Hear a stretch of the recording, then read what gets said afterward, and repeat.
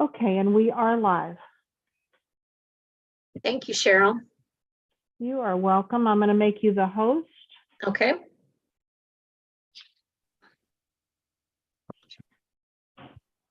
And Matt, did you hear anything from Dr. Williams? I just texted her the new or the correct link. Great, thank you so much. Okay. And my hope is that there's Nicole right there. My hope is that Dr. Scarlett will be able to join us as well. I'm trying to see. I can share my screen. There it is. Okay. All right. Please forgive me for all the stuff that I have up here, but we're hopefully going to be using most of it today as well. I want to be able to start with this stuff. Janet, we don't see anything. We just see all of us. There we go. There we go. Here. Yeah, okay, good. Thank you. It took me a minute. It took me a minute, friend. Okay. I'm a little slow on the uptake. Okay. All right. But I'm sorry, I didn't even let you start the meeting. So Tony, do you want to start us off?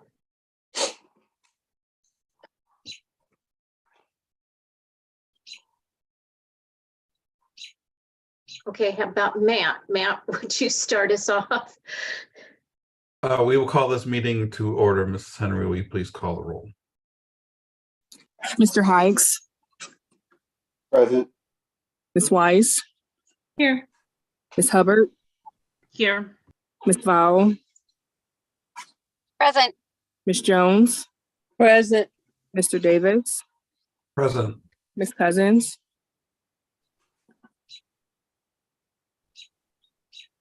We have a quorum. Alrighty, and my hope is I can't, when I share a screen, I can't see all the people. So my hope is that Tony is out there somewhere, all right, and will be joining us. I don't see her. I don't see her on at the moment. Okay, anybody else see her, or is it just me? She is not on. Okay, all right. Then we're gonna go ahead though and get started. First of all, here comes Dr. Scarlett. Okay. Welcome, Dr. Scarlett. One of the first things that I sent to you up in the last week or so is that I sent to you some homework. And that homework was to try to see if you could start to break down those big core principles that you identified for your governance improvement goals into and to start thinking about them more in terms of, okay, we have these 4 goals that we want to work on, or these 4 principles that we want to work on, then what does it look like? How do we get there? And I don't know if this is an advantage to you or a disadvantage, but I'm hoping it's an advantage. And that is that I did the same process with the Columbia board here last week, or maybe it was even the week prior. They chose 3 of the same principles that you did. Only one of them is different. And what we did when we came together is that we took each one of these and we started just brainstorming and started to say, okay, in order to get this thing operationalized, in order to move forward with it, what are the things that as the board, that the board really needs to be able to do? What is it that the superintendent needs to be able to do? And then the other thing that they, and on our continuum, I have already aligned it to the MSIP 6 standards, but what they asked me to do is to align it to their current board policies. And so that's why you see that, the AD, the BBA, and so forth as well. So I did that. And I just wanted you to be able to see kind of what our end product is going to be. Hopefully it won't be this polished, but hopefully by the end of the evening. And so my hope is that you've had the time to really think about these principles, that you've had the time to kind of look at what Columbia has broken down, and you're going to see that some of their action steps are very specific to them. For example, like in this one, they have a Columbia Public Schools balanced scorecard. And all that simply is that it's a set of measures that they have agreed upon as a board and as a district that they're going to continually monitor throughout the year. So you're going to see some terminology that is just in reference to them and the things that they saw that were important. Hey, Janet, I think you're the host and Dr. Williams is in the lobby. Are you the host? I am. I just let Ms. Cousins in. I hope she's in the right one. Me too.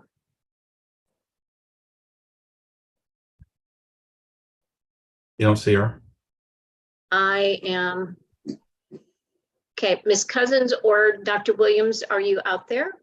I'm here. Dr. Williams is waiting to be let in as well. Okay. I don't see an admission for her, so hang on one second.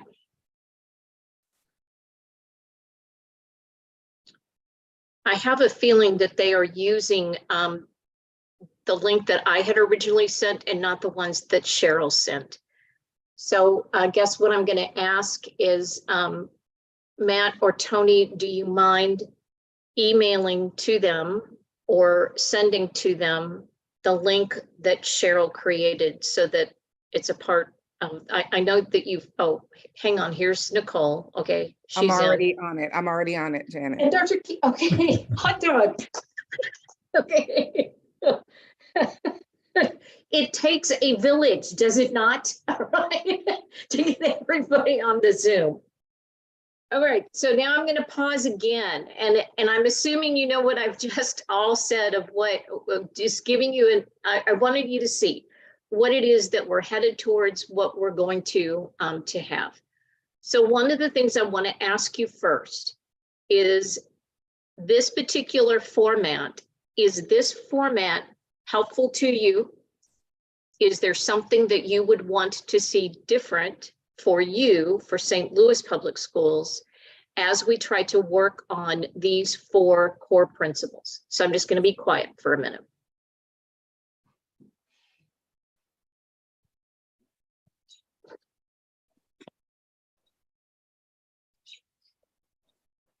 Okay, then tell me what you think about this format. You know, if you're going, you know, I don't know what I would change. Is this something that you think will be helpful to you? Do you like it, not like it? Think it's okay?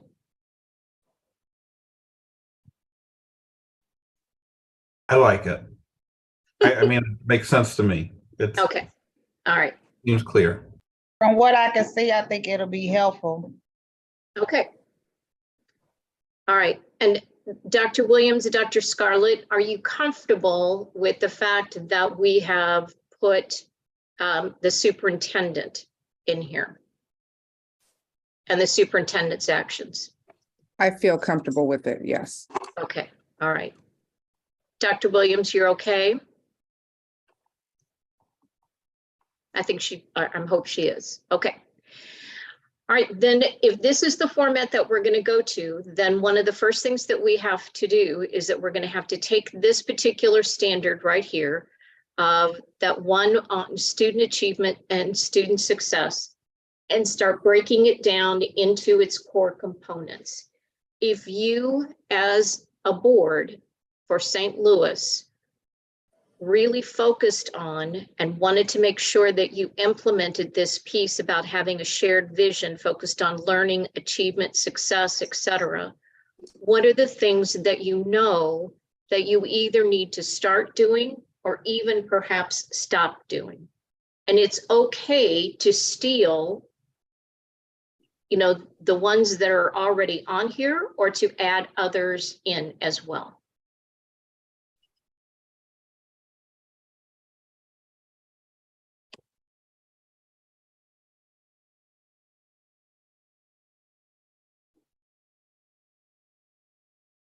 Okay, come on. Here we go. All right. What do you need to okay, ignore what I have there and just talk to me. What is it that you all feel like that you really need to do, start doing in order to make sure that you are really focused on student learning, student achievement, and the success for each kid? You know, Well, Janet, I have a comment. yes, ma'am. I would like to see a more detailed communication system developed. Even as a board member, sometimes I'm missing a beat when it comes down to finding out what's really going on currently, or I meet so many of the staffers or people in the community and they want to know various things that probably might be on the website or something like that, but yet and still they don't know. And I just really feel like it's gonna make or break us if we don't communicate better and listen, have a better listening system set up for our entire district. And We have Donna, go ahead. we have a TV station that we don't utilize that we could blow up. We could have multimedia centers in all of our schools. And everybody knows I said something about the digital signage outside and inside to communicate, so communication is really key for me. That's what I'm thinking. And Donna, are you talking about communication regarding student performance, district performance? All of that, yes, because I noticed that when we had a conversation with our students that were sitting on the board, many of them, or several of them, since it's not that many, were saying that a lot of the students didn't know, many of the things that they heard us talk about on the board, and that it was very interesting. So, yeah. Okay. And then are you also talking about communication between the board and central office staff? Are you talking about, I guess I'm trying to get at communication about what and between whom? Just say, for instance, the student who was talking, she said that she was interested in various programs, and some of them she was not aware of, which probably could affect her future a lot if she had known about the various programs that were available throughout the district to help her improve her chances of going to another college or getting a scholarship or what have you. So all of that to me affects student achievement when we give out the correct information and make it available to everyone. So my understanding from her conversation was that many of the things that are available, the students don't hear about. And if they don't hear about it, they can't take advantage of it, which will affect their future. Okay. Their achievement. Got it. Okay, and this is all my rough draft, so just know that, and and that kind of thing, but I'll clean it up. So I'm just referencing back to your student board member who didn't know about some of the various programs that probably could have, or she thought would be advantageous to her. Okay. Yes. Data is another thing, like the testing. Going back to what Donna was saying, a lot of our students and the parents are saying a lot about testing that's being done. And we've heard that a lot about the testing that our students are taking, but they're not being told like at what level of growth they're having, what errors that they're having regarding their testing, so that they can learn or see how they can improve in their testing. So the testing is a factor that I would hope we can get clear, concise understanding on. But I think the other thing that I think will help, especially in the student learning and achievement, is the attendance, the actual data of attendance, and looking at where our students are, I don't want to say body wise, but just like in being in the seats, like where are they?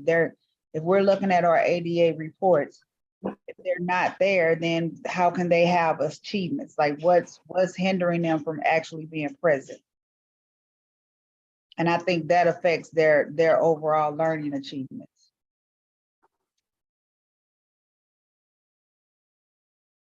This is Natalie. Sorry, I can't turn on video. My car went back to what Donna was saying with communication, and our student representatives. We can do a better job and need to do a better job of including them on the board communications. Because if we're treating them as board members and they're supposed to be just as informed as we are when they come into a meeting, I think that we need to do a better job of that. I know that part of it was just, it was kind of a test run and there was no email address set up, but that definitely impacts student achievement. If we are having these people at our table to bring student concerns to us and they don't have all the information all the time, and they may not get CC'd on the emails, or they may not be aware of a particular concern or an MOU or something that's in the works, they can't take that back to their schools and they can't effectively represent their schools. So it's just as internal communications, I see that being an area of growth for. Okay, I'm gonna turn this back on you. Oh, did I interrupt somebody? I'm so sorry. Oh, no, it's okay. I was just going to go back to the communication point real quick, but go ahead, Jen. No. You go, Sadie. This I just wrote down as a barrier, actually, in thinking about all of these different principles was our website, and I'm sure everybody realizes that that's a concern, but it's just so difficult to find any information on our website. It feels very outdated. And so that just came up as a barrier for me in terms of addressing and working on any of these principles that we're talking about. And then real quick and more specifically with student learning and achievement, I don't know if we already received this, but I was thinking about like building data from principals, and if we get that on a regular basis, because that would be extremely helpful in thinking about student learning and achievement and putting student outcomes at the front and center of everything we do. If we had that data, that would be extremely beneficial.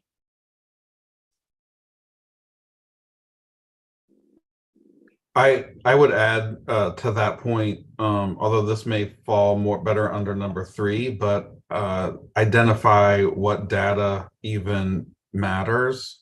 So a lot of times there's a bait and switch going on. So for example, the year prior, summer school success was identified by STAR test growth, and then the last year it was presented to us for SAVIS test growth, which are 2 different metrics, so you can't compare the 2. And then, of course, then we get to, well, are we concerned about MAP tests, or are we not? Are we focusing on growth? It seems to be we don't have a singular goal in terms of what are we actually going to focus on. And then in the meantime, our students spend so many days taking tests instead of learning. And I also, when we think about, I'm looking at the district purpose and it says high quality education. One of the things that I've seen the most during my 6 months on the board is that we're also basically a social services provider. And I don't know where that fits in, but it's a lot of what we're doing. And we have to have those in place for the students to learn and achieve. But,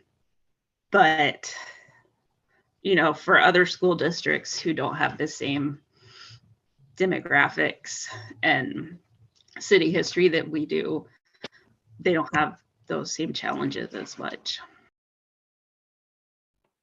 And Emily, are you saying that that the things that you spend time on as a board, that a lot of it are around the student supports and that kind of stuff versus the academics? I don't want to put words in your mouth, but I guess so. I mean, we keep saying kids can't learn if they don't know where they're going to sleep at night, if they don't know if they're going to have meals. And, we have a lot of students in those situations. And it feels, disingenuous to say we're going to get every kid to be the, highest achievement when we know we have so many social conditions in the city that are impeding that. But at the same time, every child can learn, and we want them to be able to learn. but I just have a hard time reconciling all the services we're providing that are so important that are not, you know, directly related to student achievement. And yet, definitely we won't have much student achievement if we're not providing those services. You need both. Yeah. Yeah. So here's what I'm going to ask you to do, board. Step back for a second and you can see what I have typed in here. And so what I'm going to ask is, which one of these pieces belongs to you? The more detailed communication, getting the website up to date, communicating assessment results to parents and students, having accurate student attendance, data given to you regarding student achievement, identifying what data even matters, and then assuring that there's consistency in this data reporting. And then student supports are critical, but we also need to focus on instruction and learning.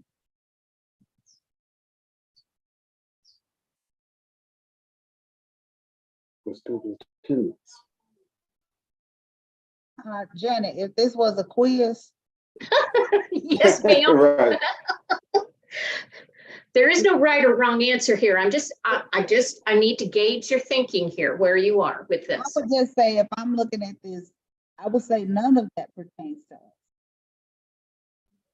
I think you were headed first and to, you know, some of these more administrative things for which you are not that you're responsible for monitoring them and having some high standards about them, but you are not responsible for doing them.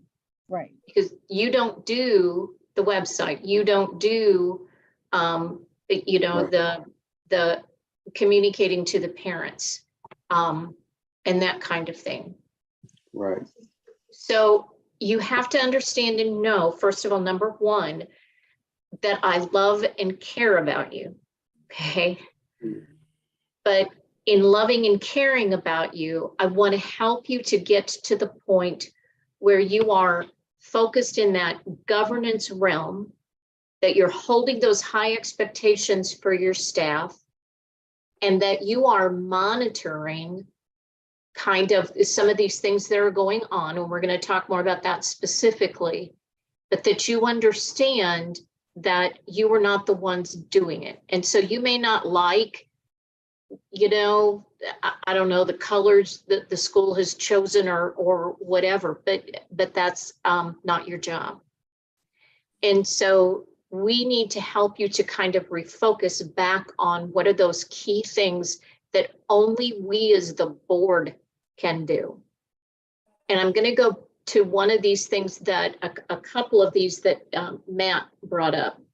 And this is the one that I think is probably one of the most critical ones for you to start with.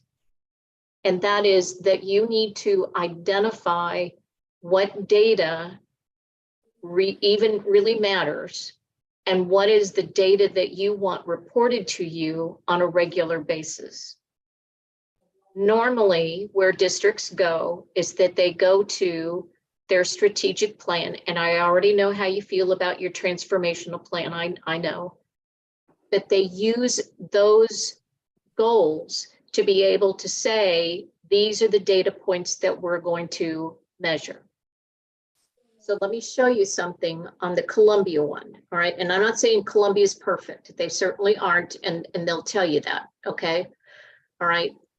And, you know, I have some disagreements with them about their CSIP, but it's what they've got at the moment, and it's going to be, you know, sort of okay. They have a balanced scorecard, and what they have said when they, and I don't know if I can get this to work or not. Let me see if I can get us there. I wanted you to be able to see it. Hopefully you looked at it before you came, before we signed on. But they sat down and they said, okay, here are the measures that we're going to look at for our balanced scorecard. Now, they have a real wonderful system of, where you can look at it at a district level, or you can look at it by one of their specific schools. Okay. You can look at multiple years, or you can look at specific years. It's, whatever you want. But even though that's fine and nifty and wonderful, it took them a long time to get to this particular point. But I'm going to draw your attention over here. And that is that they said, okay, here are the pieces that we're going to monitor on a regular basis. And that is attendance. And then they've disaggregated it, discipline, out of school suspension, OSS, their financial responsibility, because they have a fund balance goal just like you do, graduation rate, dropout rate, and then the ACT scores. Now, while I wish that they were looking at some other things, those are fine. That's what they said. This is what's important to us. The other thing that they monitor will, of course, be the MAP scores, all right, for all of them. And then the other thing that they look at is they have a district assessment program called iReady. A lot of districts use it. And then, so they follow their iReady data, which will monitor math and reading and English language arts. They look at the number of college level courses that are offered to their kids and who participates and so forth. So those are the measures that they have identified. So if in fact, let me see if I can turn this puppy off. If in fact, the other thing that they also did is that they took their listing of their assessments that they give throughout the year. And so they have their iReady there, their, Ames Web, they have a checklist thing that they do for social emotional. They do a stakeholder survey, blah, blah, blah. And they planned it out and said, okay, in these months, in June, we're going to look at this data, August, October, November, et cetera, et cetera, et cetera. Okay. And on their balanced scorecard measures, they look at that periodically, probably more quarterly than anything else, which is fine. But they created a plan for themselves. So I'm coming back up here, all right? And I'm going to ask you this question, and that is, what are those data points that you all are looking at consistently?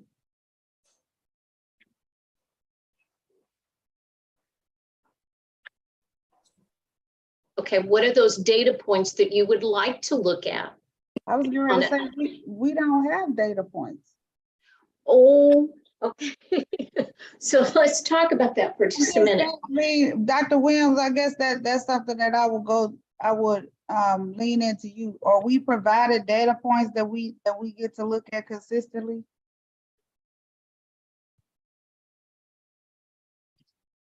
I mean, that's an excellent question. And I'm not sure what you were provided in the past, but I know with the transformation information, one of the things that we're trying to do is bring data points that are specific to each of the pillars. So if you're looking at pillar 4, for example, then you'll see data points, as you saw a week ago at the board meeting. You'll see data points specific to there are ESOL data points, reading data points.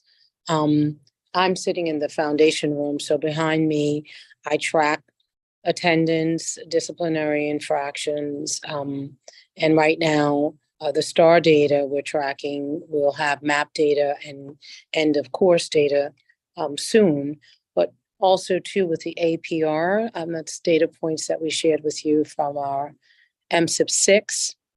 I think in terms of what Janet's talking about, just having a balanced scorecard that really aligns with the strategic planning work that you're doing, that would be helpful, right? So we're tracking the performance of third graders over time and their reading performance, then we should be reporting on that using, right now we use STAR. I think at one point we used Acuity, but we should be reporting on that very much like what the school district that Jenna just shared with us is doing on a regular basis. So I think yes and no, right? What are the data points that would be really helpful? Attendance is an area. You should have a breakdown of student attendance. It's on this big board behind me, but specifically so that the board understands schools that we're struggling with when we talk about attendance. You know, I'm looking at Sumner, it's 13.7%, 90/90 for their attendance. So regularly reviewing school report cards. We just got the comprehensive school list today. So identifying that we have over 20 schools that are performing at the bottom 5% of schools across the state of Missouri, because that's what the federal designation of comprehensive means. So I think really going deep into the data, taking a data dive, really delving into what does it mean when we look at a school report card, how are students performing, what does it mean for a school that has an economic deprivation level of 75% is in comparison to one in the school that has, in the district that has 100%. I think all of those are critical data points. So it depends on what we're tracking. Financial data we track on a regular basis. You know, operations we're beginning to track on a regular basis. But I do think, to your point, President Cousins, looking at specific academic data over time and getting a better sense of what are the strategies we're implementing. A balanced scorecard would be, I think, a helpful tool for the board to review on a regular basis to see how we're progressing toward goal attainment. I hope that's helpful. That's very helpful. And I apologize.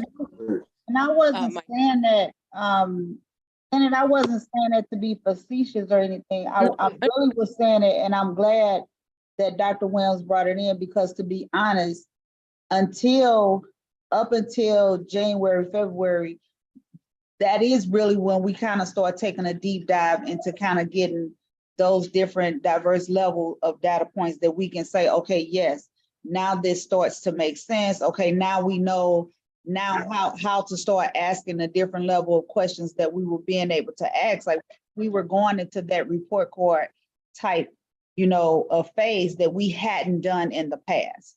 So she is correct on the attendance. And that was one of the biggest things that we could start grading and gauging.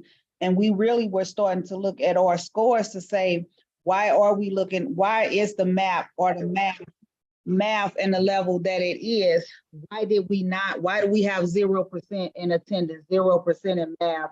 Like from the board's perspective, what do we do, or what is the game plan to address that?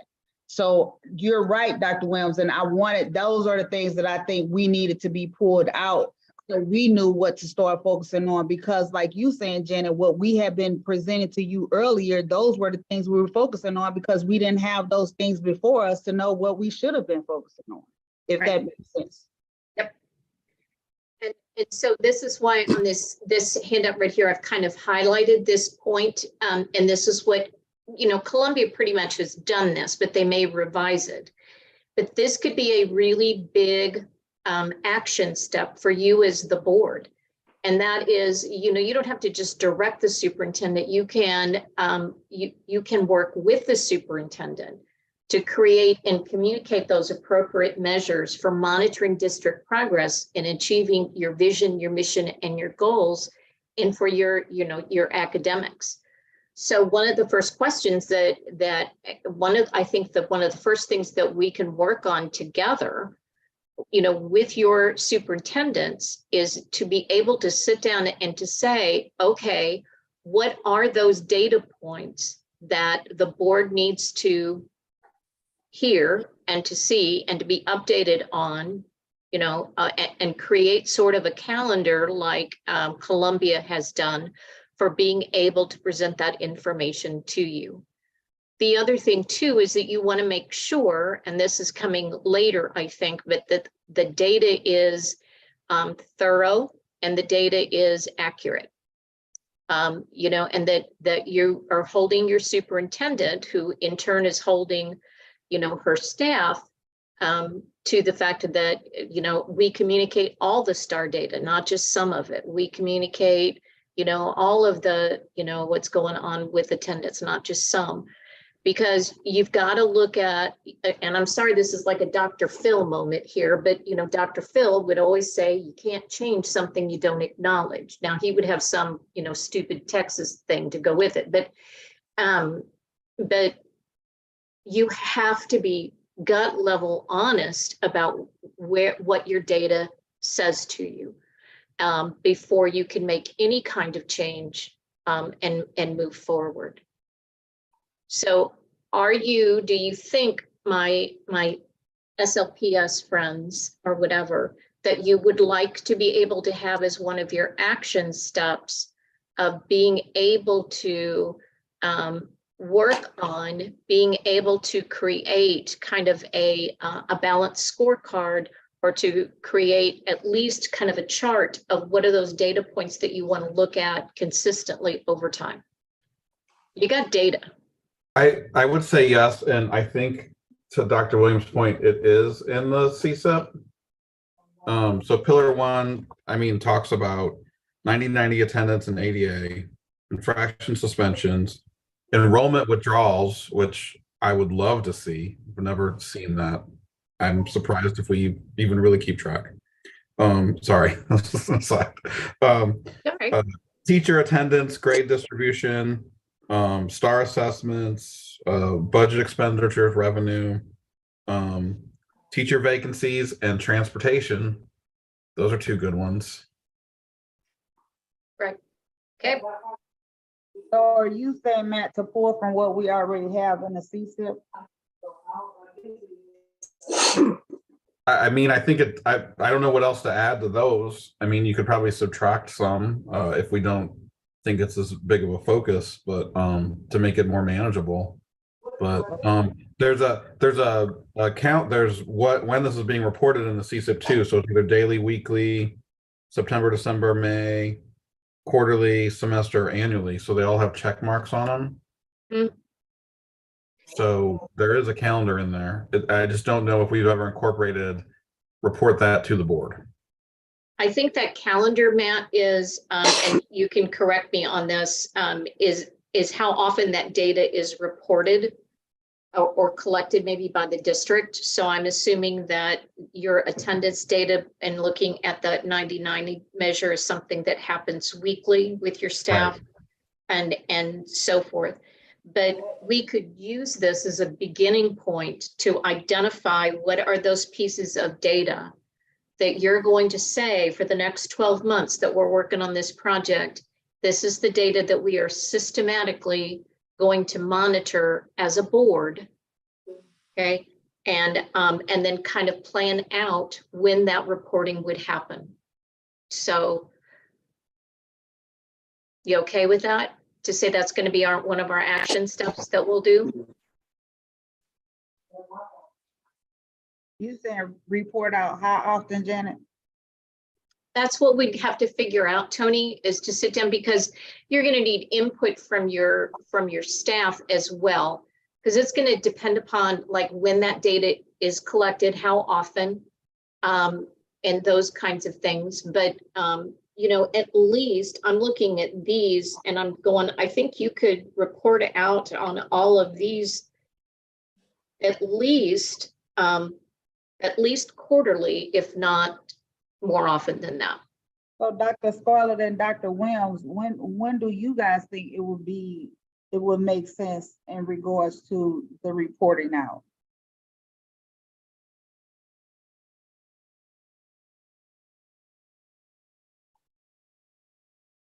Williams, you want to chime in, or were you going to speak?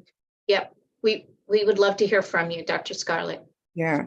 Well, I think once we narrow the, we were talking a little bit about this, Dr. Williams and I were talking about like strategic board goals that are focused on student outcomes that the board would work to settle upon.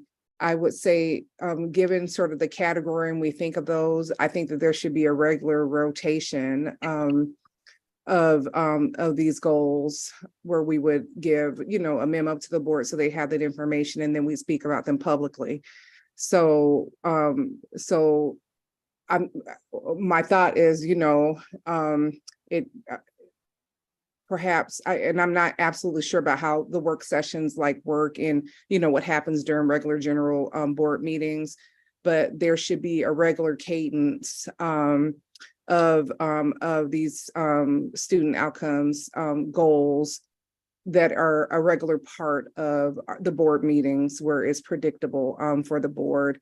And they know that whether we're talking about literacy or mathematics or college and career readiness, which all of those are for college and career readiness in a way, or attendance, that once those are narrowed down, we would come up with a project management schedule internally to provide the type of information that the board would need in order to have the evidence, or in order to have the type of information so that they can ask probing questions, about how we're, proceeding within that.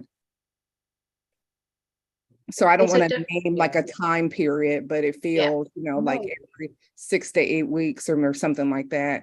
It has to be more frequently than quarterly. So maybe I'm thinking about quarters or 9 weeks. And so, at least 2 times a quarter, I think we should be touching upon a regular rotation of these.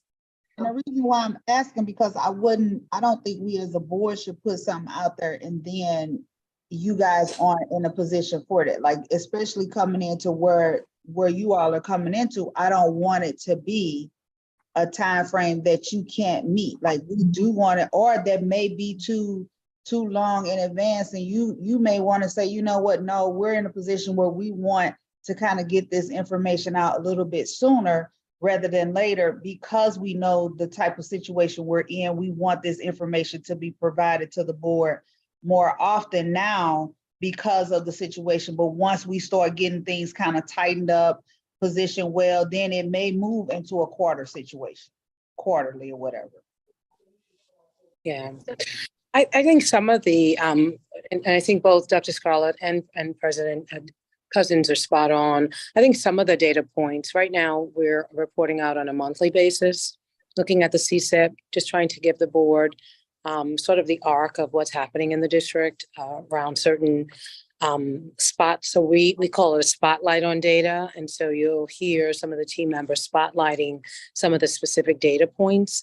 It might make sense as we are implementing common formative assessments and common summative assessments, our STAR data, to really look at the rhythm of and cadence of how those particular tools are being used, and then have the data shared to Dr. Scarlett's point, maybe in a memo first with the board so they have an understanding, and then have our data assessment or Deputy Superintendent of Accountability or something to provide, or someone, to provide a very clear understanding of the data points, attendance, and disciplinary infractions. In some ways, we have to report on those regularly with the state. So thinking about how we provide information to the board as well would be helpful. So if we're looking at 90/90, some districts are reporting 90/90, some districts are reporting ADA.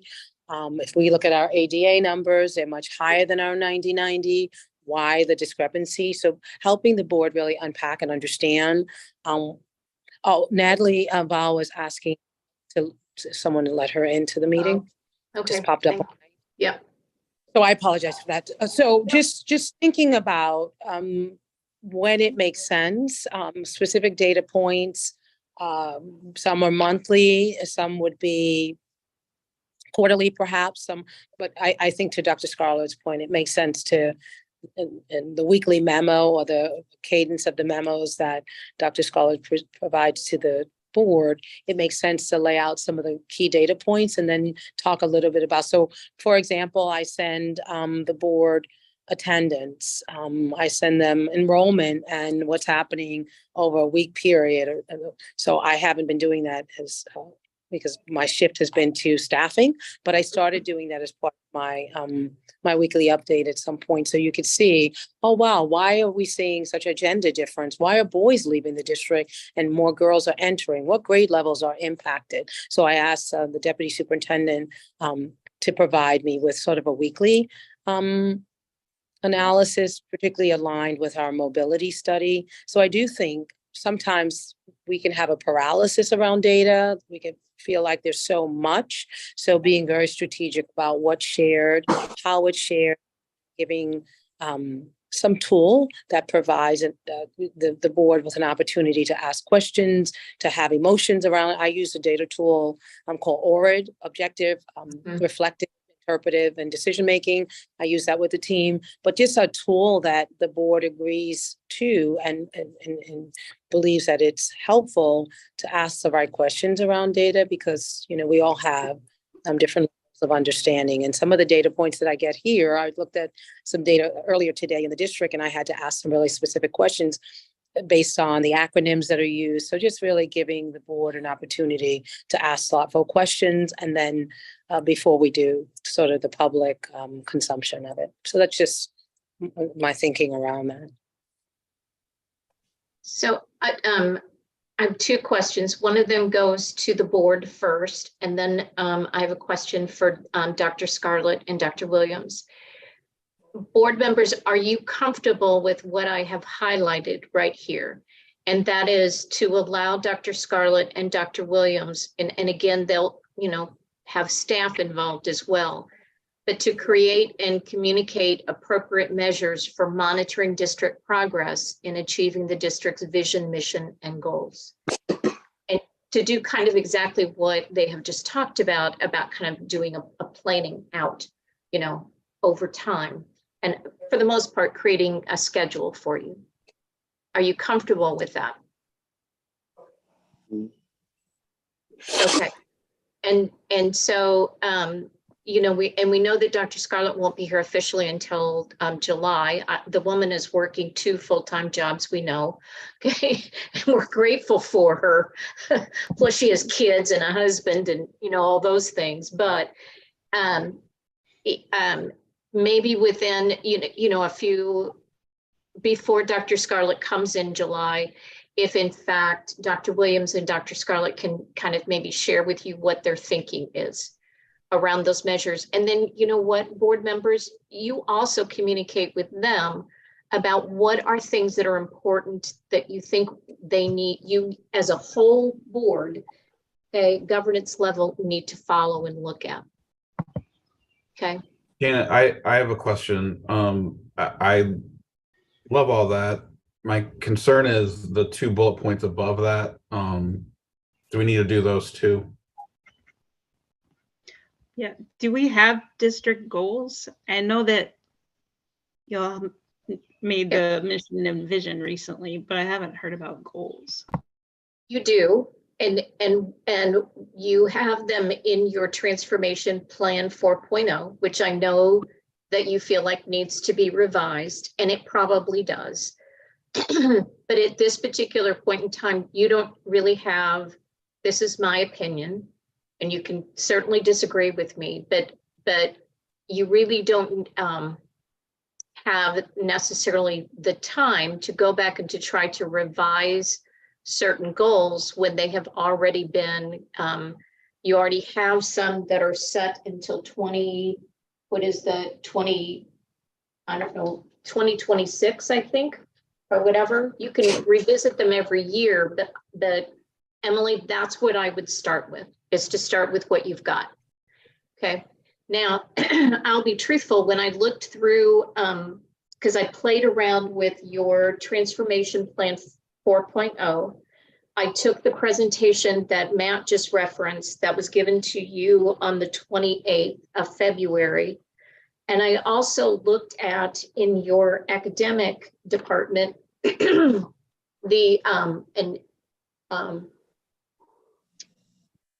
believe it is it Dr. Marion Smith Jr.? Am I saying it correctly? Okay, has, you know, this wonderful like 125-page document, you know, for guiding his department. And there are some kind of academic goals embedded within that as well.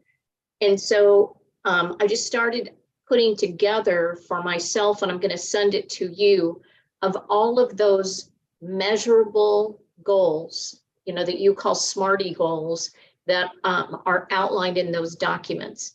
And so maybe if we can get some alignment among them, that would help, because I know that some of the wording in the transformation plan is not exactly how it is in the academic department's templates, nor is it exactly the same as what was in the presentation to you on the 28th. So I'm just going to pull all that together, send it to you, and let you kind of look at it and see. So my friend Emily, I hope that that's okay with you, and that to know that this is what, again, Columbia is doing as well. They already have goals, but the problem is that the board members, and they're brand new board members, most of them, the majority of them are just recently elected, and they didn't know what the academic goals were. And so we had to go back and help them to know that the academic goals are, in fact, their CSIP goals. Okay, all right. And Dr. Scarlett and Dr. Williams, when you were talking about like identifying like 3 or so board goals, are you talking about goals that are goals that the board will continually monitor, or are you talking about goals that for them in improving their governance practices? If I may chime in on this, when I look at Pillar 4 in the transformation plan, there are some student outcome goals that are here. One of them around early childhood, and another one around multilingual learners, and them increasing their progress in learning learning English, as evidenced by the access for ELL's assessment. So those like follow perhaps, a student outcome focus. And at the same time, there are other goals within these pillars that are about adult outcomes. 100% of teachers will show increased frequency of high leverage technology strategies. We need to have a bridge to how that increases the proficiency that the baseline is. And so having goals that are connected to the actual data, and to your point, Janet, that you said that we can't change something they're not willing to acknowledge. And so if we can't put down that we are growing proficiency from, a current state of 27% to something, that is growth oriented, then I fear that it makes it really difficult for us, setting that as an outcome, to really think about what are the outputs that we want to be able to pay attention to when we're sharing, this work with the board around that. I believe that's what I've heard from board members. I believe I'll have Dr. Williams chime in also, that we've spoken about the different goals and some of the constraints of the transformation plan that, people were just sort of putting in their best thoughts around that. But also, my thought is, it seems like the board, that these are district goals that are in the transformation plan. I believe that the board needs to come up alongside of this, and maybe I'm over speaking and overreaching, but I'm just going to go ahead and share what I'm sharing. Needs to come up alongside of this and pinpoint some student outcomes, focus academic in attendance like goals from where we are at a baseline to where we need to grow into. And then we work with our research and evaluation to figure out like what's feasible over a range of time, that there are going to have to be some district, some board goals that help to guide us into the revisions that need to happen with the transformation plan as we move forward. But I'll stop there, and I just would love to hear what Dr. Williams' thoughts are. Yeah, I think you're spot on. I just think one of the, I think the challenge is that the CSIP, I'm a strategic planner. And so the challenge is the CSIP is not really a strategic plan, right? So when we're thinking about how to make this plan more strategic, then it makes sense to be very intentional about the goals that we're setting.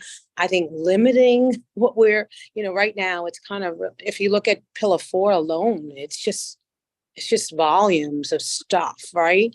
And so how do you really track and monitor? So if we narrow and make this strategic and be very thoughtful about what we're trying to monitor and assess and track, then I think it would become more of a strategic plan. But right now it's not.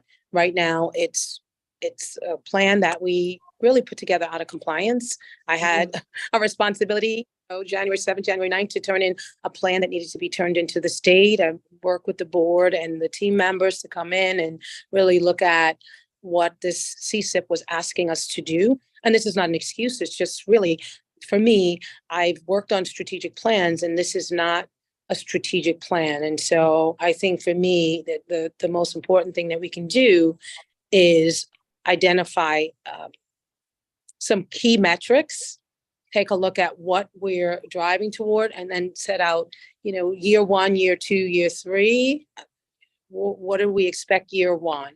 So what's the gap analysis? If this is the baseline, to Dr. Scarlett's point, if we're at, third graders, 30% of our third graders are reading at or above grade level, then, and we're trying to get to 90%, then the gap is 60%. So setting really so over 3 years, we're going to grow 20, 40. So that's how my brain thinks when we talk about strategic plans. And so I go back to this idea, is this plan really strategic around continuous improvement? What does it look like? How do we monitor it?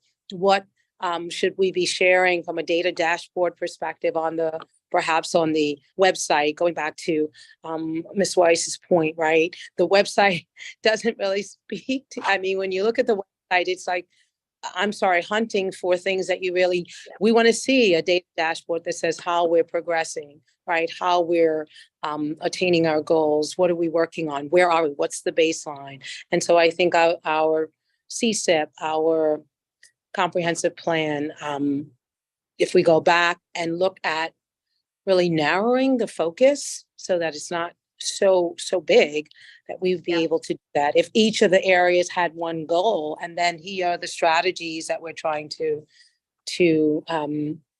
that we're focusing on to achieve that. Here are the objectives. Here's that balanced scorecard, right? The balanced scorecard here's the baseline. Here's what we're trying to achieve. Who's responsible? Year 1, we've made 5 percentage point gain. Year 2, so making our plan more strategic, I think. It sounds silly, probably. It sounds deceptively simple, but it really does be a strategic plan, because at this point, it's not really strategic. So I'm sorry.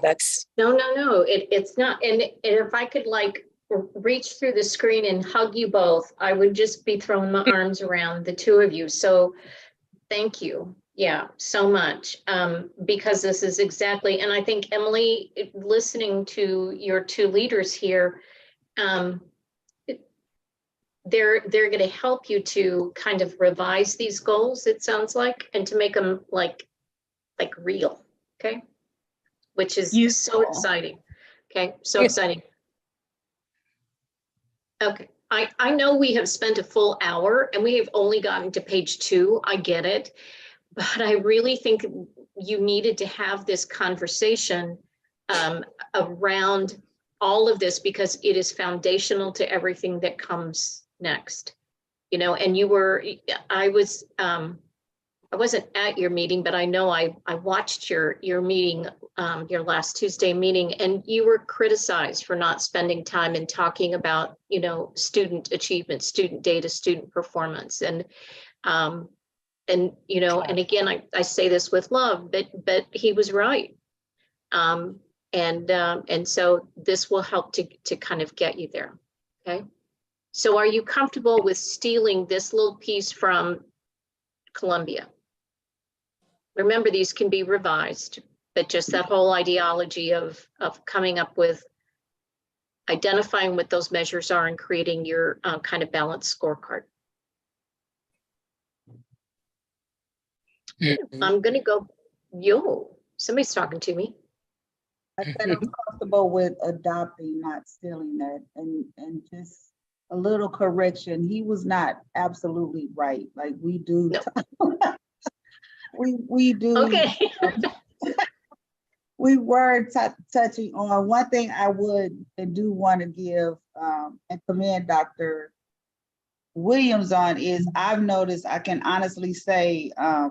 since we've done a lot of our board meetings, that a lot of our board meetings have recently been centered more on the academia things of the students. You know, we talk about the testing, and we do go into the transformation plan. And I think kind of supporting what Emily was saying, we do have to look at the student services and the services at some point from the board's perspective, what type of services are needed to address the academics that we see our students are challenged with and the teachers are challenged with for them to be successful academically. So kind of, to me, in my perspective, I think those two kind of work hand in hand. And we have those opportunities when we're looking at the consent agenda to ask those type of questions to make sure we're meeting those needs. Where that fall in our goals, I don't know, but I will hope it will fall somewhere in our strategic goals. You are correct, Tony. Because I have been watching all your board meetings, and you are much more data focused lately than you've ever been. So kudos to Dr. Williams. Okay. And again, I think a lot of it is just helping to educate the board and educate the public about, you know, what you are measuring. So one of the things that Columbia really wanted to do is that they did not. Oh, Dr. Scarlett, you have your hand raised. Yeah, just really quick, and I know we're trying to move on. I was just doing a little side chatting with with Dr. Williams, but I put something in the chat that I think contextualizes what I was trying to share about the level of I would say the level of what a board focused goal, a student outcomes focused goal would be versus like what we have in the transformation plan. So if everyone can take, like my grandmother says, a gander at that at what I put into the chat, and looking at the difference between goal 3A that's in the transformation plan versus the next little section in there that starts to pinpoint what a goal that we could use, that we could track an outcome. It's excellent. Oh, you're good. Yeah. Okay. This is going to be so exciting. It's just going to be so exciting to be able to do this work. Okay. Alrighty. Okay, I'm going to save the chat. I will, obviously, and obviously this is being recorded, so we have that to go back to as well. This was from, and I just had this little brain in my head, but Columbia wanted to be able to also include measures that were around those student success measures on MSIP 6, for those of you who are familiar with it. And so they had me add this in, but I'm sitting here thinking, I'm wondering if part of the other kind of monitoring areas that you look at are not student success measures so much as they are your student support measures. Do you know what I'm talking about? Like, you know, with your. Jan, I was thinking the exact same thing when we get to this, that, yeah, I mean, I think that the first sentence could be the same, but the parenthetical, the IE, would probably be very different from our district. Although I think the student support measures, as well as I think also monitoring and rating external partnerships for student support services and academic success, because we spend a lot of time on our consent agendas looking at external partners and trying to figure out who are these people and what on earth are they doing, and why are we paying billion-dollar nonprofits to do something. So that's one of them. But I also think, kind of back to Donna's point, and this maybe is there, and maybe this is even in a different one of our things, that's whole sort of like the student experience that we hear from, that we hear from students. We also hear from parents, which goes along with communication, which goes along with, you know, do we have a track team, and does my track team get a bus because the other track team gets a bus but our school doesn't? to, you know, why am I eating frozen chicken nuggets and why is my snack lime wedges today? To, you know, why does my bus only come every third week, you know? And that's a lot, but I kind of sum that up to like just sort of the basics of is, you know, do people even want to go to the school district if it's so hard sometimes? How do you think I would phrase that? Do you think, Matt? Is this equitable?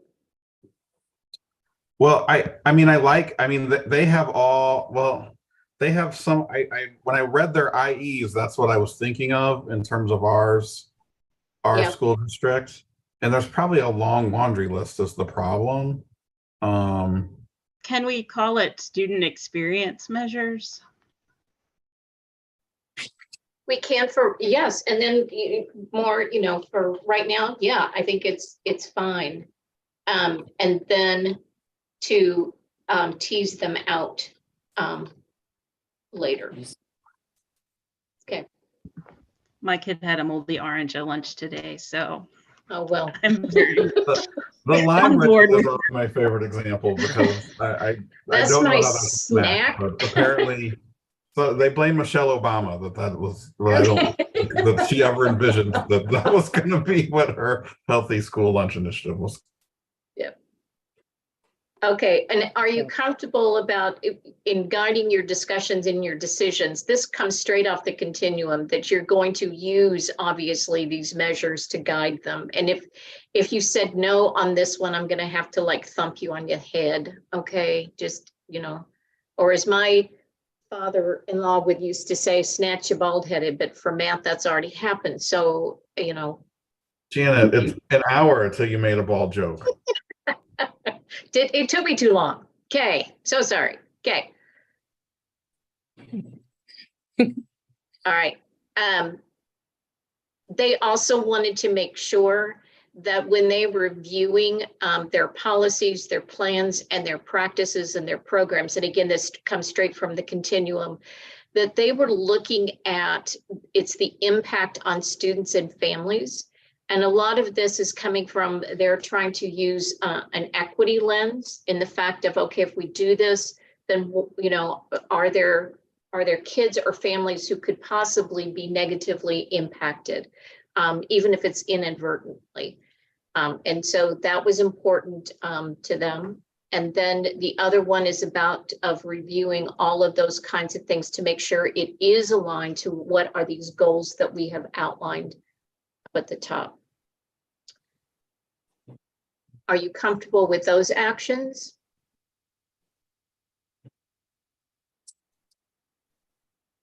Okay. I would love to review some policies.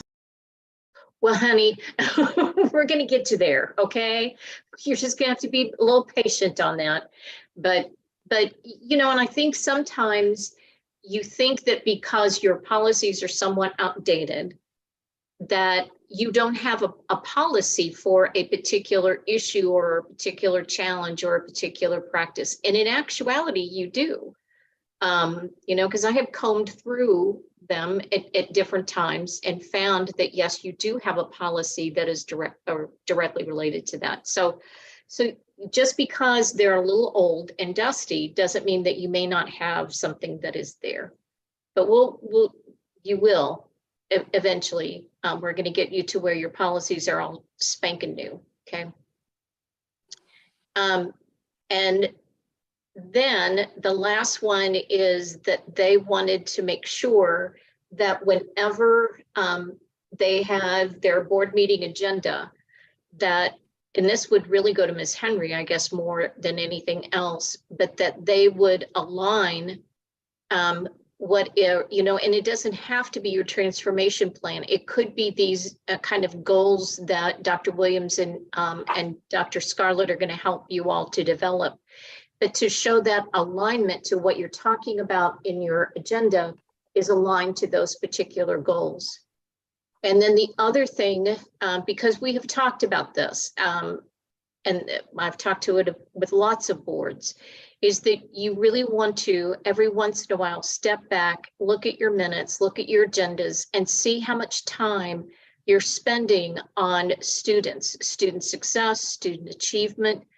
And it really needs to be, AJ will say that it has to be at least 50%. And it doesn't have to necessarily be 50% every single meeting, but from the Iowa Lighthouse studies that were done about effective boards, what they found is that those boards that did spend over amount of time, at least 50% or more on kids and on student success and student achievement, that there was a positive correlation to increased student performance. So we know that.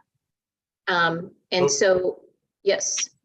I have a question about that, because I think that sounds lovely, but it also seems like, I guess I don't know what it means.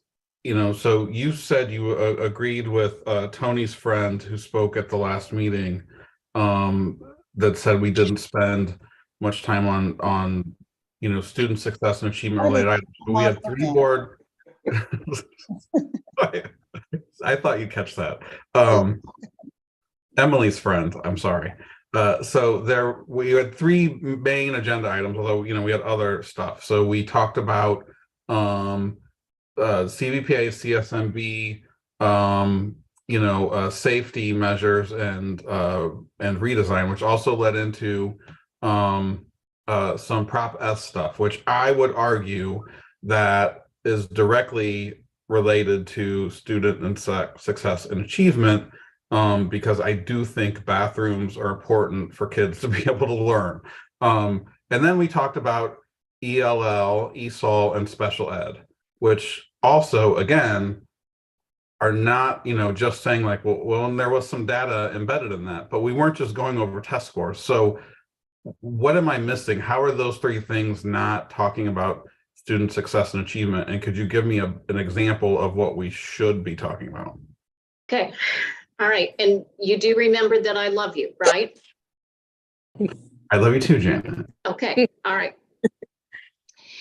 In the last few meetings, I have noticed a tendency for you to, on the consent agenda, which you receive ahead of time, and you really should have gone through and looked at and whatever, that there's a lot of pulling out and, asking of questions. Now, I am not saying that you shouldn't do that ever and that you shouldn't ask questions. You should. But there's a lot of time that was, kind of spent on that. And so my question would be, and it's coming kind of further on in governance practices, but that, how much in advance do you get those consent agendas, for doing your operational kinds of things? Are you submitting questions to Dr. Williams in advance? Is Dr. Williams providing that information back to you and to all board members to be able to clarify that needed information? And what I just asked you is not rhetorical. I'm just asking. So I'm gonna step in if you don't mind. There used to be a process the board used, and we had a time flow, a calendar time flow, and I've mentioned this before, and a lot of it was prior to Ms. Williams, but we had, by 2 weeks out, you must have submitted your questions for the consent agenda. By 1 week out, the superintendent must have given all the answers. Those were all compiled by the board president and the board secretary so that we were able to, everybody could see each other's questions. And it was categorized by board member. That was given to the superintendent. The superintendent was able to reply to each of those questions. And then that left us another full week for follow-up before the meeting. And we have not been following that. I know it's a new board and we have a different workflow and that may not work for us now, but being able to get those questions answered would take up less time in meetings. But that also requires every board member's dedication to actually reading the consent agenda and feeling that there is a process, a procedure in place to getting those questions answered. Okay. The other thing, Matt, is that that would save up some time, okay? But the other thing, and I'm going to go back to, because having a safe environment is very much about student success. And I think maybe sometimes it is about being purposeful in saying, you know, we really need to talk about, you know, putting stalls on these bathroom doors, because this really is about our kids' success in the fact that they've got to feel safe and protected and, you know, within their buildings. I think it's just being more purposeful in showing how those things really are connected to student success. I take your point about the consent agenda, and I have more thoughts, but that we can discuss that off. Okay. Okay, all right. And you know, I'm an observer. I don't know everything that's going on, you know, behind the scenes. I don't know that. So it's easy for me to, you know, to be critical when in fact I may not have all of the knowledge or the understanding that I need to have. You know, I admit that. Yeah. Thank you for that, Janet. And pretty much what Natalie's saying is the flow and how the flow would normally go. I feel I'm safe to say, and I feel safe to say it, that I feel once we go into the new transition and we're working a lot of things out that we're working out, that we will go into that phase of moving forward. But there was a lot of things that had to kind of be worked out within the district, because what was going on in the past, we weren't getting clear information as we should have. So we had to go into that direction. But I'm kind of with Matt. Some of the questions that were being asked, we were always trying to ensure we were asking the questions, because the hope was that it was to ensure that the kids and the teachers were getting what they needed to be successful in any way of teaching, as well as receiving the level of academics that they needed. So I think we should see, I'm confident, I'm confident that we'll see a better direction going forward. And what we're trying to do definitely with what you're presenting with us, Janet, and the two people that we have that will be part of leading this process, I'm confident we're going in the right direction. One of the things too, Tony, that I noticed that board members have been asking, and it's a good question to ask, but I think because you're asking it, it indicates that there's a process that isn't in place that really probably should be. And this, I think, is what Dr. Williams and Dr. Scarlett were talking about earlier on. I have kind of a different terminology for it, but a lot of times you will ask, you know, the staff members who come up and whatever, you will ask them the question of, you know, well, how do we know this is working? How do we know that this is effective? Those are critical questions to ask. However, sometimes the staff person is not prepared to answer that. It's not that they don't have the data or whatever, but they didn't bring it with them, or they, you know, or whatever. If you had kind of a systematic process for evaluating your key programs, and for a district your size, this is so important. And it was consistent from one program to another. So, you know, I'm getting goals, I'm getting data, I'm getting, you know, what are the outcomes? I'm getting those kinds of things to follow.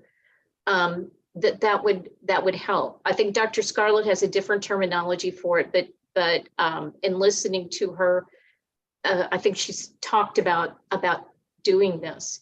The other is that, you know, is there a consistent kind of template or structure that you have for all of your memorandums of understanding? Are there consistent core components that you have for those? Yeah, we actually, and that was something that we, you know, that I actually saw.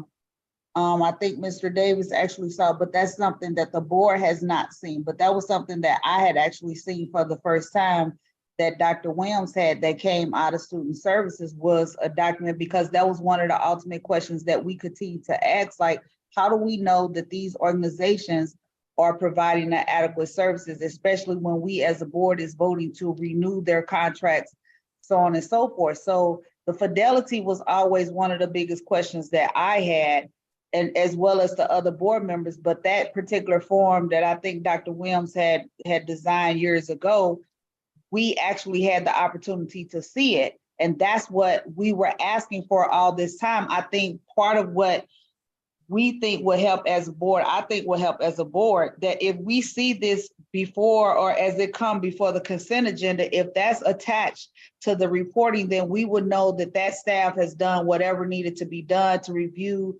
this vendor that they're working with. They've checked all the boxes, they've gotten whatever reports that need to be done. Then that will make us more comfortable in saying, okay, yes, they've done the fidelity. This organization is great. We can go ahead and approve it, but we weren't getting that in the past. Now, you know, we had the opportunity to see it. So that would make it a lot easier, and to me, make it, you know, move a lot faster when we're trying to move forward in the consent agenda. But in the past, we weren't getting that. Okay. I'd like to say something. Hello? Donna, we're right here. We're watching you. Okay, this is in regards to the statement that you made, Janet, about the long agenda questions. And so when the board first came back into power, we had the superintendent actually printed off the whole agenda, and we had a section in the back. It was the whole thing was as big as a Bible, once a month. And you can turn to a certain section and you can see the past performance of that particular vendor. And so it was critical to me, especially as a board member or director, whatever the title might be, before you're making a decision, to have some history on that particular vendor or whoever it is that's asking to perform some type of service in the district. Now, I know that the staff, there's just no excuse to me for the staff not to have that information available, because I know that they get it, because we've had it done before. I have many books here at home with descriptions of the vendor, how many years they performed the service, and pass, fail, or whatever the problem or the case might be with that particular vendor.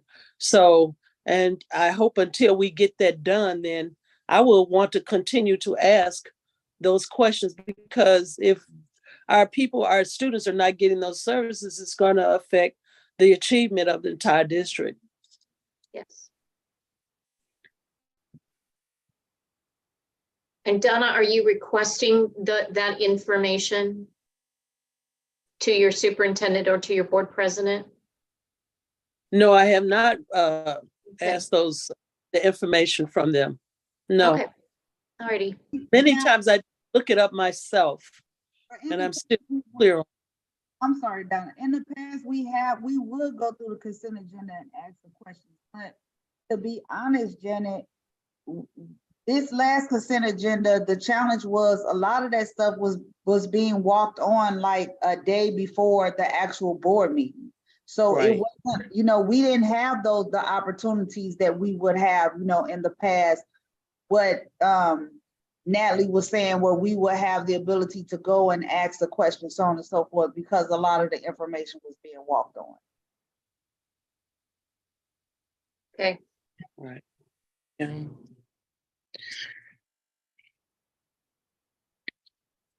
I'm just writing this down to myself so that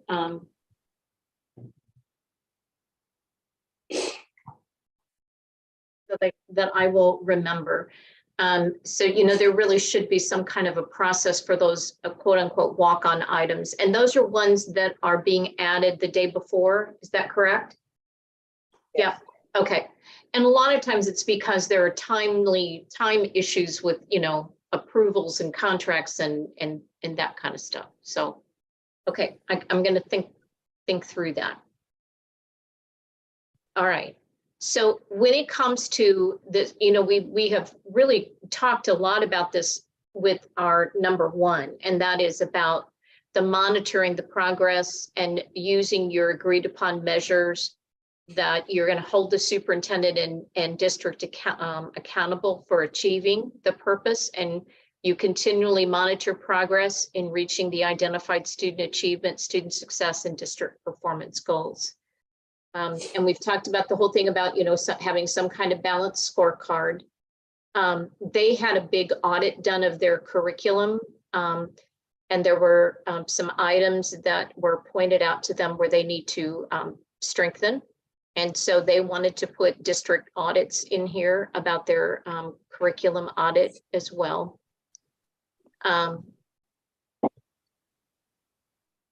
This one is just about, you know, the fact that if you're looking at what the superintendent does in order for the board to be able to use your data to inform decisions, is that there's a calendar for updating the board and the community on those particular measures. The superintendent makes sure that they're placed on the board agendas. And then the superintendent ensures that the data is clear, accurate, and appropriate. That's going to help to inform them in making their discussions or guiding their discussions and decisions. So how do you feel about these particular pieces?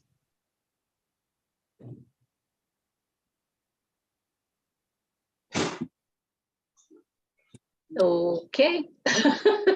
I'm assuming you're like, fine, okay. Okay.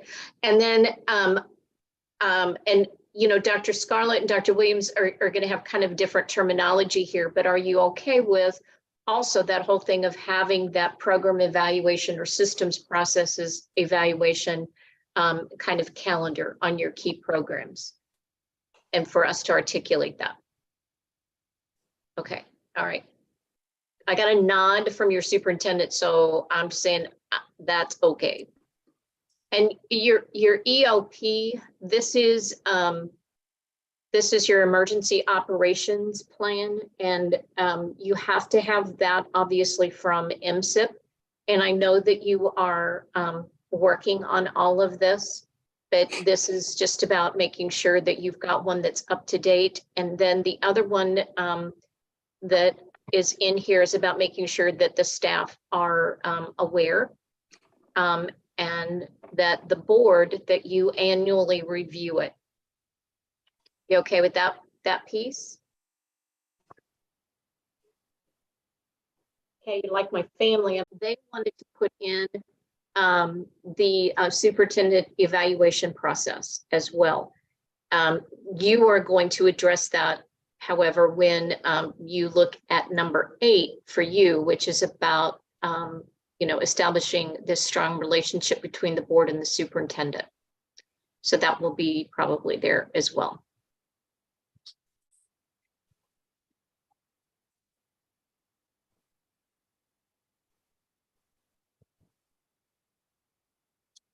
Okay. For doing your discussion and your decision making, are there things that you had considered or thought of? No. No, who? Natalie, is that you, friend?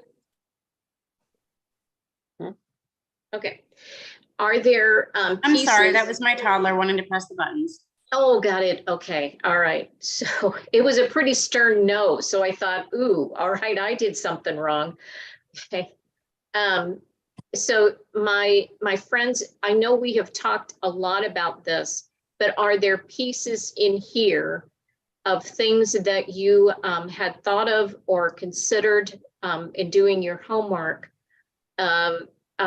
action steps for the board and or the superintendent? You know, one of the things that I haven't really been asking you as we've been going through this, and I should have, are about, you know, kind of barriers that you may have on any of these. So I'm just going to stop and be quiet.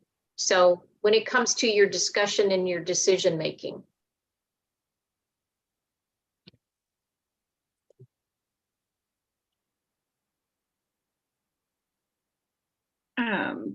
In thinking about, I'm sorry. Policies and thinking about policies. I know we talked about how our policies are somewhat outdated, and that, like you said, Dana, that's okay. But do we have a formal policy review process? Because I think if we, I think that more discussion needs to be encouraged. I know I'm new, but it feels like we do need more of a policy focus. We need an actual formal policy review process so we can continually update those policies. They are outdated, they may be good policies, but we don't know if we're not like continuously reviewing them. I think there's a policy about reviewing policies that is also outdated and not followed. Is that like a meeting about a meeting? Is that what that's like? Okay, all right. Okay. Sadie, I'm putting that in here to a reminder to myself that yes, you do need to step with this, because while our legislators didn't do a whole lot as around education this past year, they continue to do so, and they did last year. And I don't know if your policies currently are up to date with some of those new mandated changes in the law. So yes, that would be critical to do. They're not, and the last year, it fell to me to do it. I couldn't get anybody in the administration interested in complying with that, and I think that's going to happen again. So who currently has oversight of your board policies? Do you know? My assumption, well, previously it was the general counsel. Mr. St. Omer. Yeah, but I can show you the emails. So I don't know. Okay. Well, that can be a clarification on the part of then for the superintendent of looking at that as well. Hello, Janet. Yes, ma'am.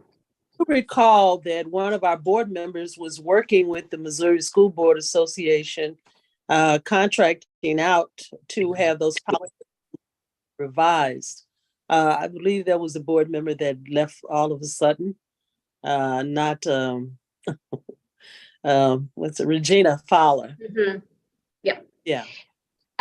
You are, and you do have a contract, I think, with us now for policy service, and you have an editor, and Shannon, forgive me for forgetting your last name off the top of my head, who is your editor who's working with you. But it's a process to be able to get it all updated. And as you know, St. Louis is special in many different ways as far as the law is concerned, because you're metropolitan, and then also there's just some laws that are just specific to you. And so it's got to go through a legal review as well from us. So we're working on it, Donna, I promise you. But in the meantime, you do want to make sure that you're up to date legally with some of the things from, that our legislators have passed. So, yeah. But we do need to get things, but we do need to have some of our policies pulled from our council, correct? From general counsel. There's at least one, I'll check. There's one that we have to by law. There's a public engagement policy that we have to approve by August, I think. I think that was the only one. I'll double check. It's in my notes. Last year there were two. There was a restraint policy and the lactation policy. Yeah. Exactly correct. Matt, we'll help you with that, okay? I know. I got Susan's number. Okay, there you go. You just call her. Matt loves policies. Yeah, I just keep Susan on speed dial. Okay. All right.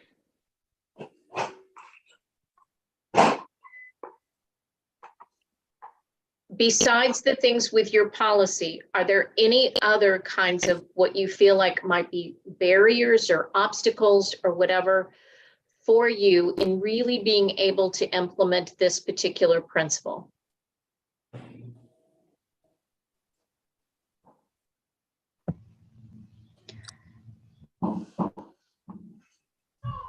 I wonder, it doesn't feel like we have much discussion during the regular session school board meetings. We typically just vote and ask questions. And how do we need to make that happen? Is it supposed to happen beforehand when we're asking questions about the consent agenda items? And, you know, I confess I support sunshine laws. I also feel, you know, very awkward about knowing that everyone can see me if they want to. So I think I would, I don't know, like practice and having substantive board discussions.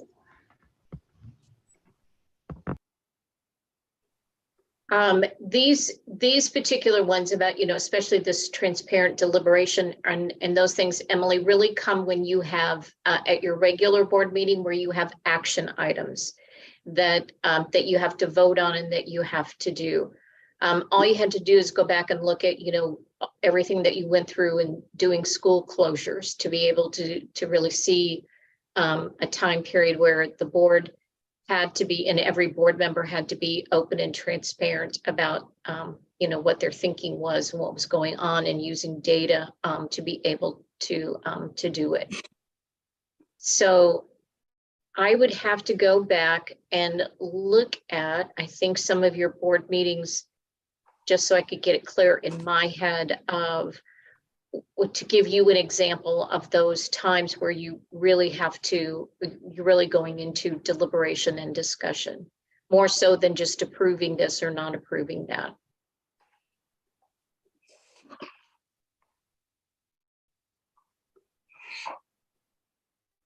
You know, and to Dr. Williams' credit, she's been making sure that a lot of your board agenda items have been around helping you as a board to understand and know about some of these district programs and practices that you didn't know before, that weren't shared with you. And so, you know, that's taken a lot of time as well, which is good time, but.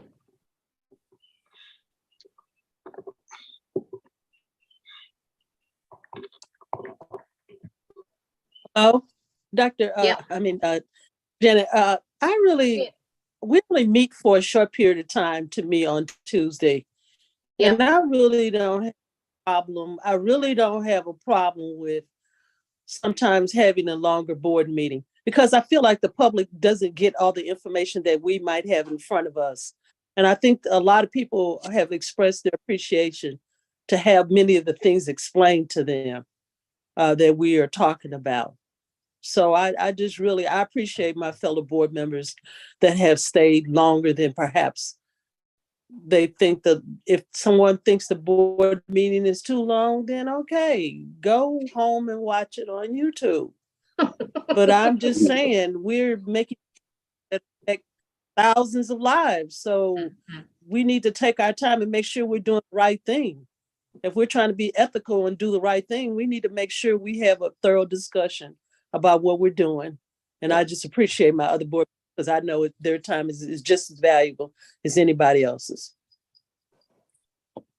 It is. And it's about being purposeful, Donna. It's not just to, you know, pontificate or just to talk for talk's sake or that kind of thing as well. But, you know, there's something's going on if a board meeting only lasts, you know, 30 or 45 minutes, which I've seen before.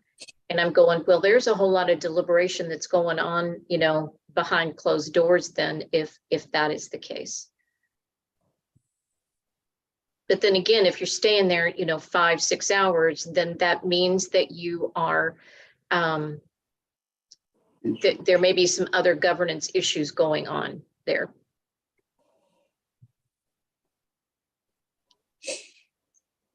Okay, so are you okay with this whole section in here of requests for information? That you submit them, and I just put allows for ample time to collect and provide the information to all board members. I didn't do the kind of draconian of, you know, it has to be within this particular week and then this particular week and this particular week. You know, I figured you could kind of revamp that, or, you know, once Dr. Scarlett is there with you, then you can work out some norms that that are amenable to both of you.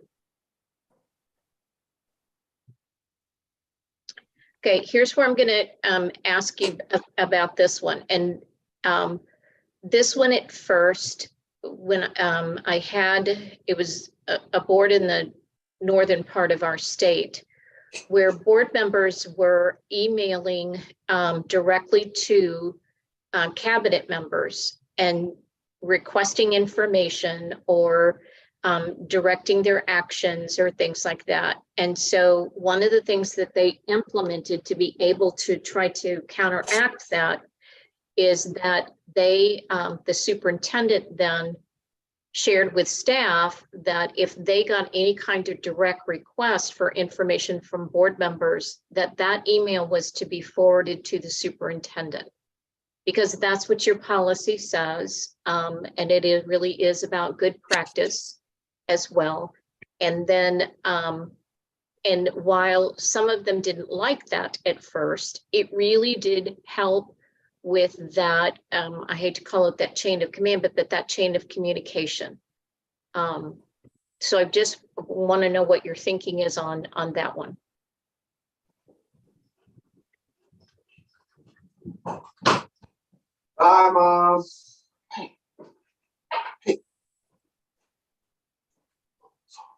Okay, if you don't like it, it's okay. You can tell me. I've been honest with you tonight. So the way that we were previously doing it, and it's kind of still in fact, but yes, I like the idea of the superintendent and the board president being involved in communications with staff. I mean, to the degree it's requests for information, not just like, oh, I'm supposed to meet you at such and such date. I mean, that's fine, but involving the board president as well on those requests. We would previously go through President Rhodey Collins and Dr. Adams. They were CC'd on everything. So even if there was direct communication happening, the board president and the leader of the institution knew what was going on. Okay. And it kind of goes back to that no surprises. If there's anything that's happening that other board members need to know about, then the board president would be able to inform them, or the district staff would need to know about, then the superintendent would be able to inform them. I think it's a wise policy, but I also hate to add to the email load of both of those individuals. I don't know if there's a good solution or not, but I know they get so many emails. I mean, I think the thing is, like, if one person has a need for information, everybody probably needs the information, or it would be useful. I think the one thing that I have found helpful at times is when we have committee work, and that there's certain projects that a board member may be working on with staff would kind of be the exception. So for example, like the Prop S meeting, you know, we didn't, was one thing, but I mean, you know, you've got to be careful, you're not directing the staff's work, but you are collaborating with them on something that is going to be presented to the public. And we had talked before, Gina, if you remember, when we did the book study about sort of connecting board members with staff in some degree, because you know, it really, I think, you know, previously we didn't even know who a lot of these people were or what they did, and that has changed a lot with, you know, more people speaking at the board and answering questions about what they do. But I absolutely agree with that policy, but I just wonder if there's room somewhere so, you know, board members do get to talk to staff about things, that could be in a good, productive, healthy relationship that isn't disrupting the operations but supporting it. How do you feel about this, Matt, down here? This is in number 9, but I can steal it. Yeah, you guys are doing number 9, aren't you? Yeah. 8 and 9. Yeah. Okay. And that is that, because I remember that from our book study as well, about implementing a plan for providing opportunities for communication with the board and district leadership. Yes. Okay. All right. Okay, I am mindful of our time and the fact that we have like, 10 minutes here, and I want to honor that. So is there anything when you look through all of this that you're going, oh, Tilly did not capture this particular aspect? There's something more that really needs to be added, even if it doesn't seem like it fits perfectly with principle number 1, 2, whatever, 3 and 9 that we have looked at so far.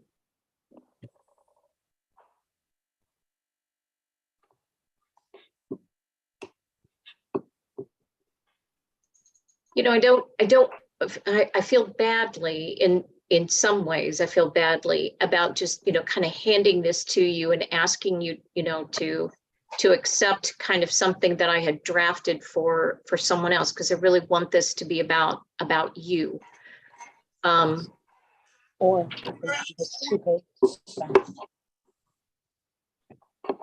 You don't have to feel bad, Janet. It mostly aligns with what we're trying to do. So okay. It's more like a template that we can kind of look and, like you saying, pull from it, and kind of give it our own feel of what we want it to be. Okay. So we appreciate you for that. All right. I think we definitely have to start somewhere, and this is a really solid start. So I really appreciate all the work that you put here.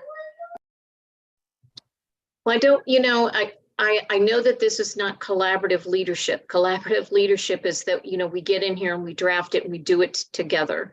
And so I just don't want you to feel that this is something that is being done to you and not with you. But I have a feeling that we know each other enough and feel safe enough with each other that you would tell me.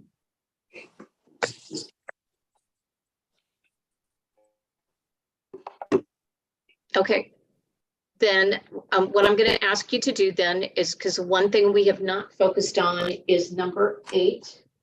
And I don't have number 8 up there, but this is really important. And so when we talk about your relationship with your superintendent,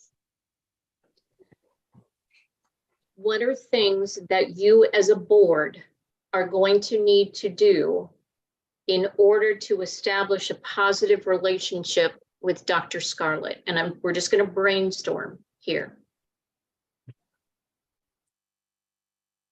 And I mean, besides the little social things, that's important, but if you're going to have a good relationship with her, what is it that you as the board need to make sure that you do? I think this has been mentioned, but just as an action item to do, develop a communications plan with Dr. Scarlett. How often do we want communications about what issues or data? What things do we want instant updates on, like text us at 2 a.m. if this happens, other than obviously district emergencies. But I think we're going to have to work together to establish that pathway of communication before we can have a solid relationship. And I think we're all on the same page there. It's just a matter of hashing it out and what it looks like. I think just being, as transparent as possible. The beauty of it to me with Dr. Scarlett is she is accustomed to working with a governing board. So it's not new to her.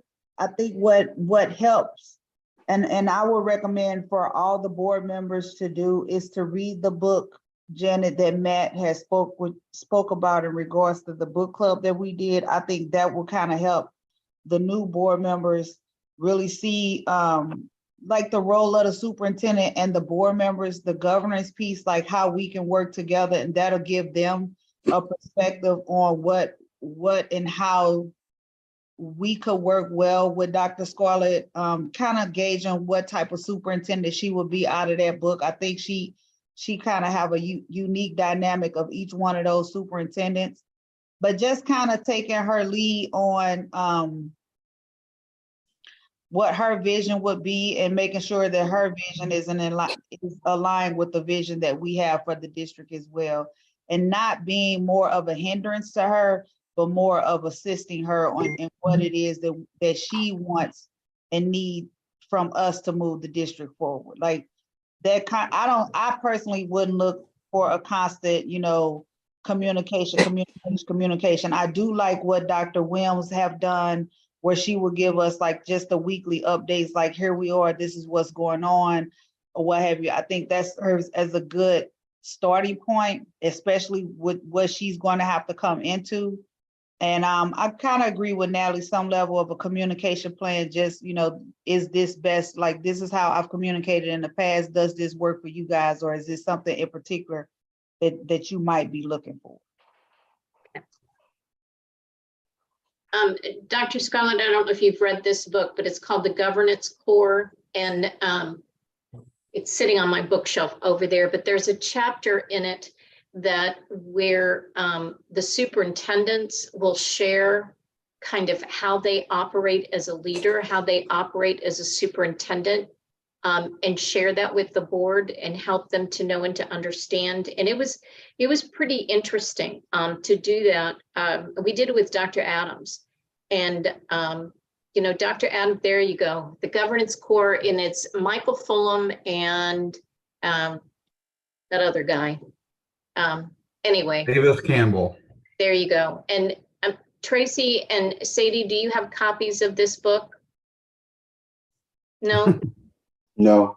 Okay, you're going to. All right. Yeah. So just sit tight. It's going to come to you. All right. It will be a little gift in the mail. Okay. Miss Williams has them in her office. Oh, Ms. Williams says, okay, never mind. Okay. And I have it. I actually read it. Okay. But All right. Emily needs it as well. Emily, make sure you get it. Yeah, because I don't have one. It's Emily Okay. and Tracy. Yes.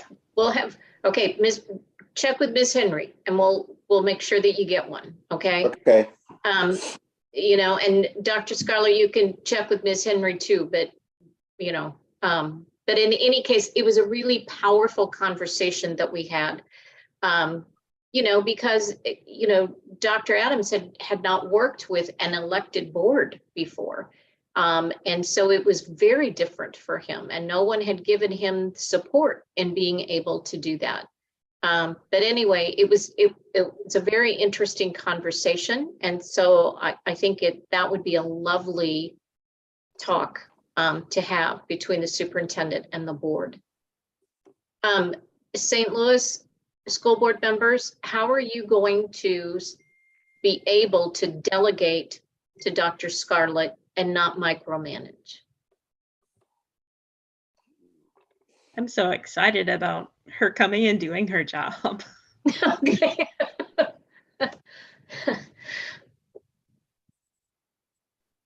It's going to be hard. Okay. I just need you to know it's going to be hard. No, it won't be hard. Tony's going, no. Okay. No, listen, I mean, this is just my perspective. I believe this is all about trust. This is a trust factor. And to me, like I as a board member trust that I've seen what Dr. Scarlett can do. Like I've seen how she's handled herself, in the parent action meeting. I've seen how she's handled herself with the staff. So I have trust in her that she can do what needs to be done, especially from reading that book. So I'm not worried. I'm not going to ride her. Well, what about this? What about that? I'm more in a position to step back and allow her to be the superintendent and to lean into us as board members when she needs direction. If she's, concerned or looking for, a better understanding or looking for input or that level of governance from us. I don't think that we would be more in her space, coming up into a board, like to the district, well, what about this? What about that? Like, that's not our intent. We brought her into this space to do her job.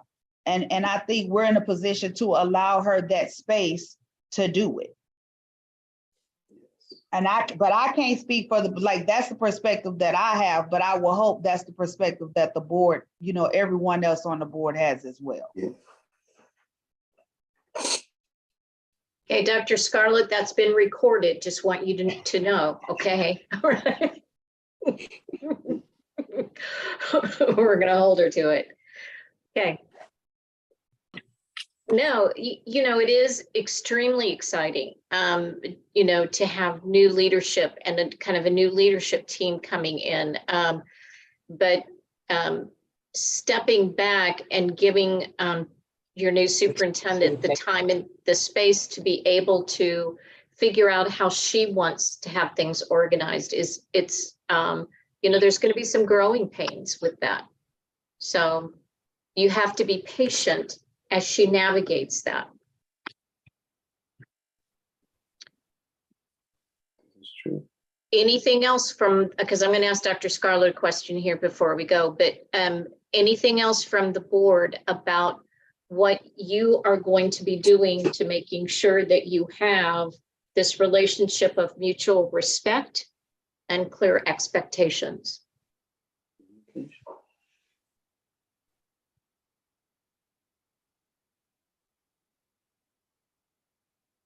Okay, then Dr.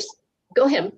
Oh, the superintendent evaluation and all of that stuff would be a part of it, right? Yes, it would.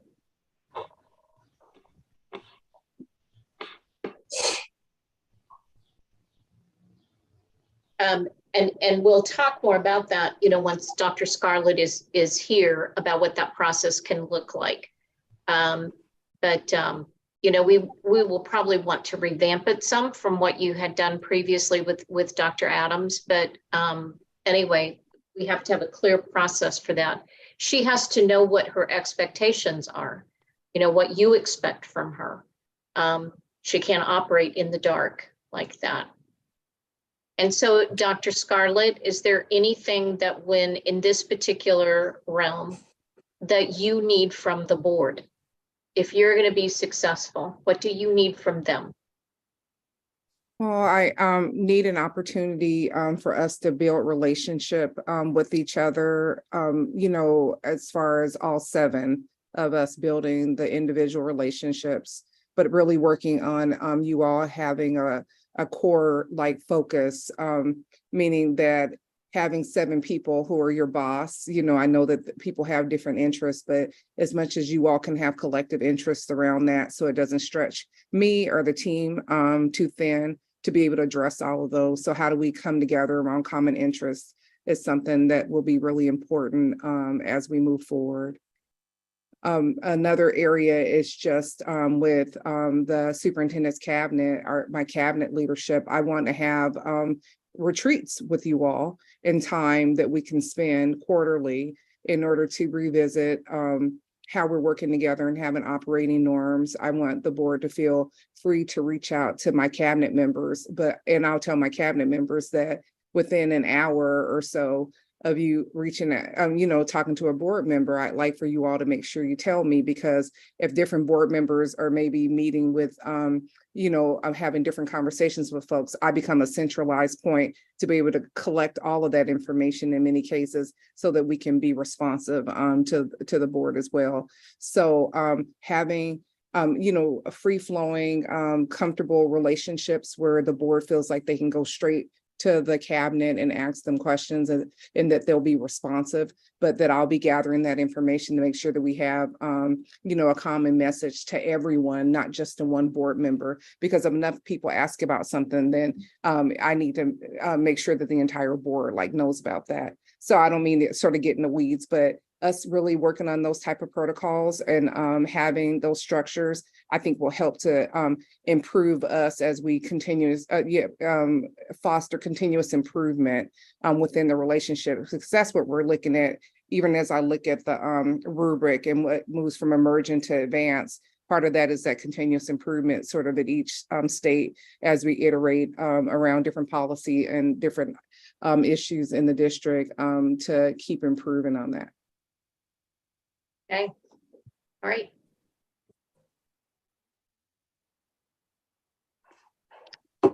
Do you need certain candies or something in your office? Do you need, Twix. He needs Twix. Is it Twix? Okay. Didn't know if you need a little Diet Coke stashed away somewhere, whatever. Alkaline water. and Alkaline Twix, water, right? alkaline water.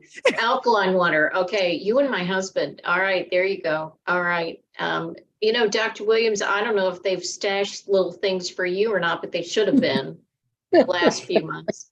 If not, I would make them pay for it the next few months, So It's truly been an honor and privilege to work with this board, so I don't have any complaint. well, right back at you, I think. So it's all good. All right, my loves, here's what I'm going to do is that I'm going to create a document very similar to what I have here for Columbia for St. Louis. You will have it within probably 3 days, 2 or 3 days. When you have your work session on the 24th, I know you're going to be working with Linda Quinley, but I'm coming with her. And so if you think that there are revisions or tweaks or feedback you want to give me, not that you have to do it formally at the meeting, but just because I'll be there, if you want to give that to me by the 24th, that would be great. Then what we're going to need to do is to go from having this on paper to actually putting it into action. And so I'm going to, I don't know if you have a retreat scheduled for June or July. You used to have them. Do you have anything scheduled? Okay, never mind. In any case, we'll figure out. No, we don't yet, Janet. I'm sorry, we are listening to you. We haven't Talked about that. Yeah, we have a lot of conferences and things like that that are coming up. But we're Correct. doing transition with Dr. Scarlett coming in and things like that. So we haven't set a retreat up yet. Okay. Well, the other thing in talking about kind of conferences there, I do want you to know that I have talked to our event planner here, and they are able to provide to us, or we can set up kind of a joint meeting. It would have to be in what is called the library, but at the Branson at the summer conference, if you all are going to be there. So just know that I will send you a little invite for that. And just so that you all, I'm going to invite the Kansas City board as well, because I don't know how often the two boards like that get to ever meet each other and to talk about common issues. But anyway, I want you to be able to interact with each other. And the Kansas City board, they're delightful people, really wonderful people as well. So just know that I will set that up for us at that time. But I will then, will at least get by the end of this month, get this document kind of finalized, and then we'll talk about next steps. How's that? Is that good with you? Yes. Okay. Ma'am, that's great. All right. I think we've all had a 13-hour day here, if not longer. And so I'm going to bring us to a close. Janet, before you do that, would you mind clicking on the 3 dots and making me the host again so I can stop whenever you're ready? I will. Happy to do that. You probably need to stop sharing your screen too. There you go. And now I'm the popped up. host. Okay, perfect. Thank you so much. Okay. All right. Are we okay adjourning? I'll make a motion to adjourn. Second, this is Natalie. Ms. Donna, roll call, please. You're on mute.